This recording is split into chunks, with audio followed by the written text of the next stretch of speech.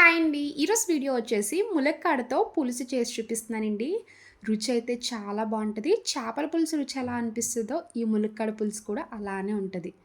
ఎప్పుడు ములక్కాడతో ములక్కాడ మసాలా, ములక్కాడ టమాటా అదే టైప్ రొటీన్ కర్రీలు కాకుండా ఒక్కసారి ఇలాగా పులుసులా పెట్టుకోండి. అన్నం తినే కొద్దీ తినాలనిపిస్తది. టేస్ట్ అయితే అమృతంలా ఉంటది. ఒక్కసారైనా ట్రై చేయండి. ఈ ములక్కాడ పులుసు ఎలా చేయాలో ఒకసారి చూద్దాం రండి. ముందుగా ములక్కాడలు తీసుకొని శుభ్రంగా పైన తొక్కలా చెక్కేసి ఇలా ముక్కల కింద కట్ చేసుకోవాలి. మీడియం సైజ్ ముక్కల కింద కట్ చేసుకోండి. మీరు తీసుకున్నప్పుడు ములక్కాడలు లేతగా ఉన్నవి తీసుకోండి. టేస్ట్ బావుంటది. ఇలా కట్ చేసుకున్న ములక్కాడలను పక్కన పెట్టుకొని ఒక నిమ్మకాయ సైజ్ అంత చింతపండు ఇలా నానబెట్టి పక్కన పెట్టుకోవాలి.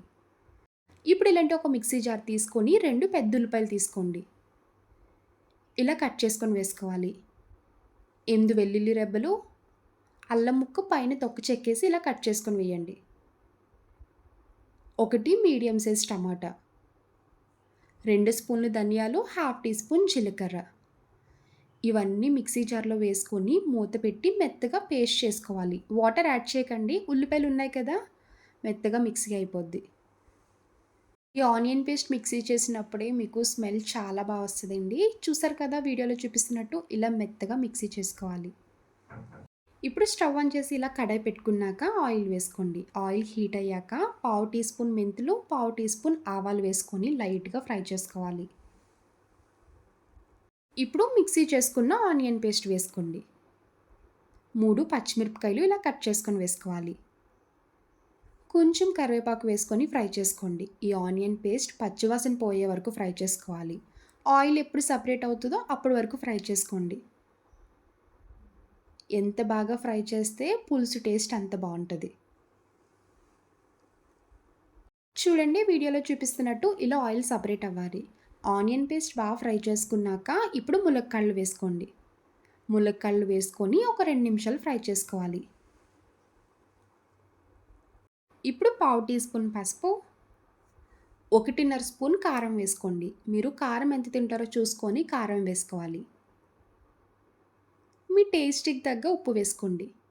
ఇందులో ఇంకెలాంటి మసాలా పొడులు వేయనక్కర్లేదండి. పసుపు, ఉప్పు, కారం. మిక్సీ జార్‌లో ఆల్రెడీ ధనియాలు, జీలకర్ర వేసాం కదా! ఇంకా ధనియాలు, జీలకర్ర పొడి వేయనక్కర్లేదు. ఇప్పుడు మొత్తం కలిసేలాగా ఒకసారి ఫ్రై చేసుకోండి. ఇలా ఫ్రై చేసుకున్నాక ఇప్పుడు ఇందులో చింతపండు వాటర్ వేసుకోండి. ముందుగా నానబెట్టుకున్న చింతపండు గుజ్జుని ఇలా వాటర్‌లా తీసుకొని వేసుకోవాలి. చింతపండు వాటర్ వేసుకున్నాక ఇంక కొంచెం వాటర్ యాడ్ చేసుకోండి. ఇప్పుడు గరిటెతో మొత్తం కలిసేలా కలుపుకోవాలి. ఇందులో చిన్న బెల్లం ముక్క యాడ్ చేసుకోండి. నేను వేశాను. ఆ వీడియో క్లిప్ మిస్ అయిందండి. బెల్లం వేయడం వల్ల టేస్ట్ కరెక్ట్‌గా బ్యాలెన్స్ అవుతది. ఇప్పుడు ఈ పులుసుని ఒక 5 మినిట్స్ పాటు బాయిల్ చేసుకోవాలి. ఆయిల్ పైకి తేలే వరకు ఈ పులుసుని బాయిల్ చేసుకోండి. చూడండి నూనె అంతా ఇలా పైకి తేలాలి. అప్పుడే మనకి పులుసు కంప్లీట్‌గా రెడీ అయిపోయినట్టే. ఫైనల్‌గా పైన కొత్తిమీర వేసుకొని ఇంకా స్టవ్ ఆఫ్ చేసుకోండి. ఈ పులుసు టేస్ట్ అయితే అచ్చం చేపల పులుసు తిన్నట్టే ఉంటదండి. ఈసారి ములక్కాడలు తెచ్చుకున్నప్పుడు ఇలా చేసుకొని ట్రై చేయండి. చాలా అంటే చాలా బావుంటది. ములక్కాడ ఇష్టం లేని వాళ్ళు కూడా చాలా ఇష్టంగా తింటారు. డెఫినెట్‌లీ ట్రై చేయాల్సిన రెసిపీ. చూసారు కదా నా స్టైల్‌లో ములక్కాడ పులుసు. నా వీడియో మీకు నచ్చితే లైక్ చేసి షేర్ చేయండి. ఫస్ట్ టైమ్ చూసేవాళ్ళు ఎవరైనా అయితే ప్లీజ్ అండి నా ఛానల్ సబ్స్క్రైబ్ చేయండి. బాయ్ అండి.